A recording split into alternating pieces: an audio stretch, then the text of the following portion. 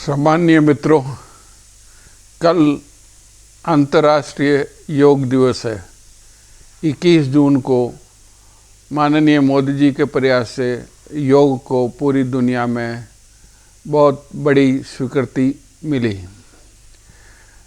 ये दिन है महर्षि पतंजलि को नमन करने का, उनको याद करने का। महर्षि पतंजलि को नमन करने के लिए एक बात का बहुत अच्छा प्रचार हो चुका है कि शरीर को कैसे स्वस्थ रखें। इसके लिए योग का ये कल योग दिवस है। मैं इसमें एक चीज़ याद दिलाना चाहता हूँ कि महर्षि पतंजलि ने योग में केवल शरीर को सही और संतुलित रखने की बात नहीं करी है, उन्होंने मन को भी संतुलित करने की बात कही है। योग सूत्र में कहा गया है योग चित्तवृत्ति निरोधः।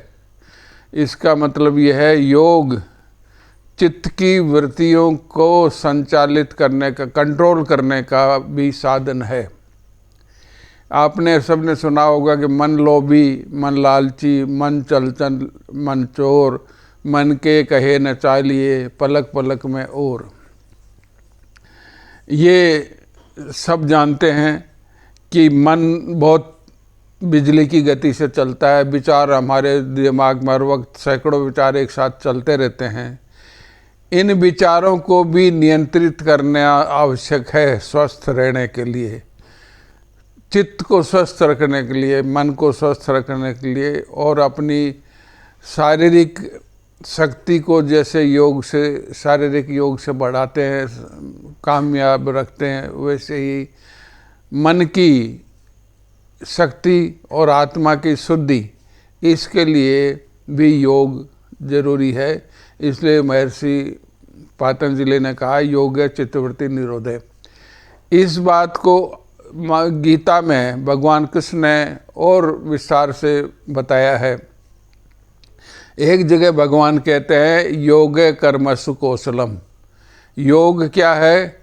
कर्मों में कुशलता का नाम योग है। परफेक्टली काम करो आप, उसको योग कहते हैं। अपनी सब वृत्तियों को, सारी शरीर की शक्तियों को संतुलित बना के, उनको जोड़ के ताकत अपनी इकट्ठी करना, ये भी कुशलता लाता है। और इसलिए योग कर्मसु कौशलम।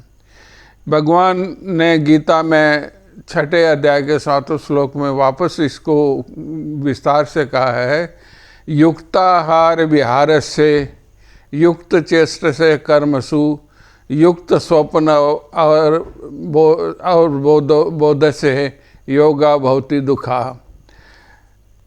हमारा खान पान उचित हो, युक्त माने उचित, युक्ताहार विहार, आहार और विहार दोनों उचित हों। युक्ताहार विहार से, युक्त चेष्ट से कर्मों में अति भी नहीं हो और न्यूनता भी नहीं हो।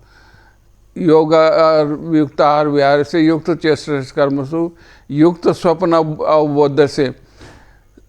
स्वप्न माने निंद्रा भी संतुलित हो और जागना भी हमारा संतुलित हो, तब ऐसा योग सभी दुखों को हरने वाला होता है।